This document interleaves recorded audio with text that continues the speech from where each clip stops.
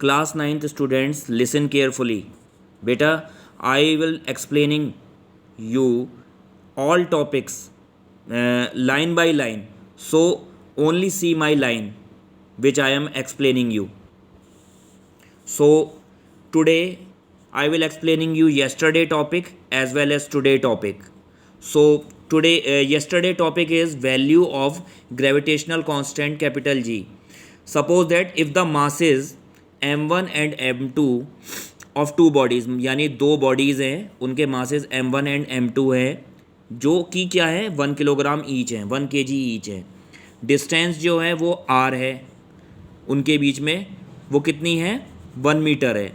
तब then putting m1 is equal to 1 kg, m2 is equal to 1 kg and r small r is equal to 1 metre in the above formula. कौन सा formula है बेटा? F is equal to G m1 m2 upon r square. तो मैंने बताया था बेटा कि अगर हमें कोई डेफिनेशन बनानी होती है, तो जैसे मेन टर्म है f और g के बीच में डेफिनेशन बनानी है, तो बचे हुए जितने भी टर्म्स हैं सबको 1 कर देंगे. तो हमने m1 is equal to m2 is equal to 1 kilogram ले लिया, r is equal to 1 metre ले लिया, और यूनिट भी लिखेंगे एज वेल एज. तो f is equal to G आ जाएगा ऑब्वियसली.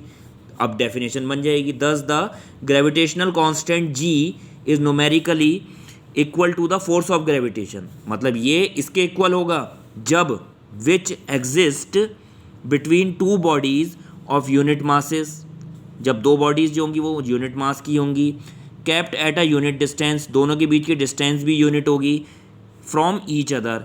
तो जो वैल्यू होगी ग्रेविटेशनल कांस्टेंट की has to be found 6.67 into 10 raise to the power minus 11 newton metre square पर किलोग्राम स्क्वायर. ठीक है. अब ये यूनिट कैसे बनाते हैं हम? F is equal to G m1 m2 upon r square. So g is equal to F R square upon m1 m2. देखो बेटा, हम सबसे ज़्यादा MKS सिस्टम लेते हैं. MKS लगभग SI के इक्वल होता है, मीटर किलोग्राम सेकेंड. SI में फोर्स की यूनिट क्या होती है? न्यूटन. R की कितनी होती है? मीटर. मीटर ले लिया ना, metre kilogram second metre square. और m1 m2 m कितना है? किलोग्राम. किलोग्राम. तो सेम सिस्टम में कन्वर्ट करते हैं, तो ये इसके इक्वल होता है. तो न्यूटन, फोर्स की जगह पे न्यूटन, R की जगह पे मीटर, तो m की जगह पे किलोग्राम लोगे, ग्राम थोड़ी लोगे, किलोग्राम ही लोगे. K means kilogram, kilogram square. तो कितना आ जाएगी इसकी यूनिट? न्यूटन मीटर स्क्वायर पर kilogram square.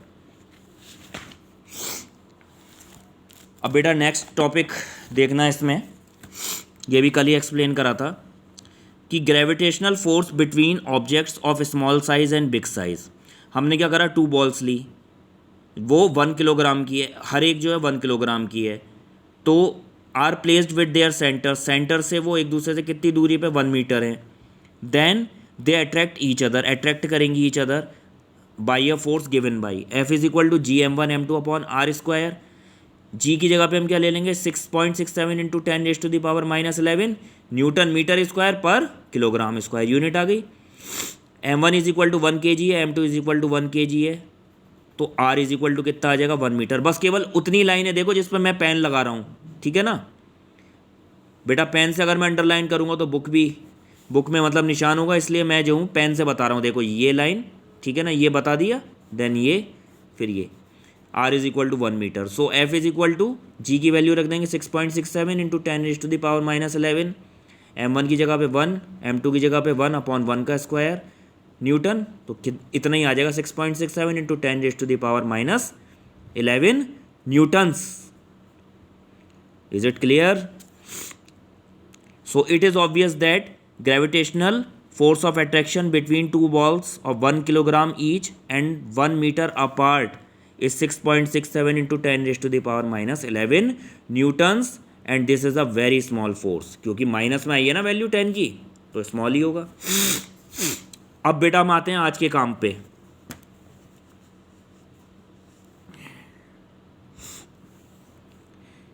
Calculate the force of gravitation due to earth or a ball of 1 kilogram mass lying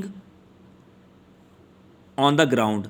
mass of earth कितना है? 6 into 10 raise to the power 24 kg. ठीक है.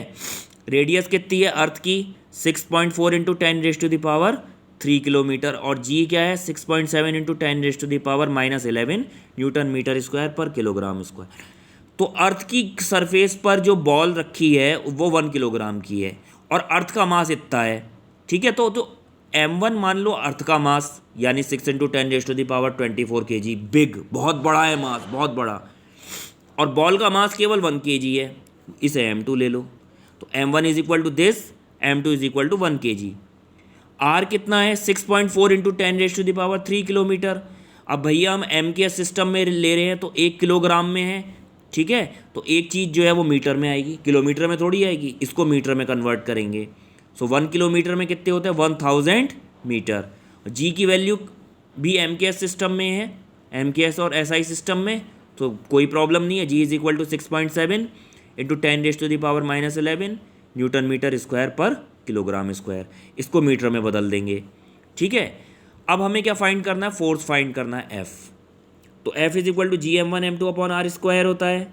जी की वैल्यू इतनी है, मास of earth m1 हमने इतना ले लिया 6 इंटू 10⁻24 kg, m2 ले लिया 1 kg। डिस्टेंस कितनी होगी, distance between the centre of earth and ball, r is equal to radius of earth 6.4 into 10⁻³ kilometre, 1 kilometre में 1000 मीटर रख दिए। अब जैसे 1 के आगे जितने जीरो होते हैं ना उसको 10 की पावर में भी लिख सकते हैं, तो 10⁻³ इंटू 10⁻³ मल्टीप्लाई में पावर ऐड हो जाती है, 10⁻³ + 3 यानी 10⁻6 मीटर, 6.4 इंटू 10⁻6 मीटर। तो एफ इज इक्वल टू ये वैल्यू रख देंगे। अब बेटा ध्यान देने वाली बात है, कैलकुलेशन करते हुए मैंने एक्सप्लेन करा था, अरे यार, कि मल्टीप्लाई में पावर ऐड हो जाएगी, 10⁻⁻11 प्लस 24 10 की पावर में आ गया, और यहाँ पे 10⁻6 इंटू 10⁻6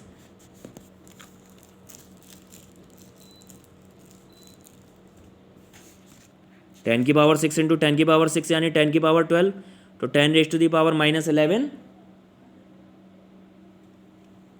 10⁻⁻11 और प्लस 24 और माइनस का 12, डिनोमिनेटर से न्यूमिनेटर में आएगा तो माइनस में हो जाएगा ना, -12। सॉल्व कर देंगे तो 9.8 न्यूटन्स आएगा।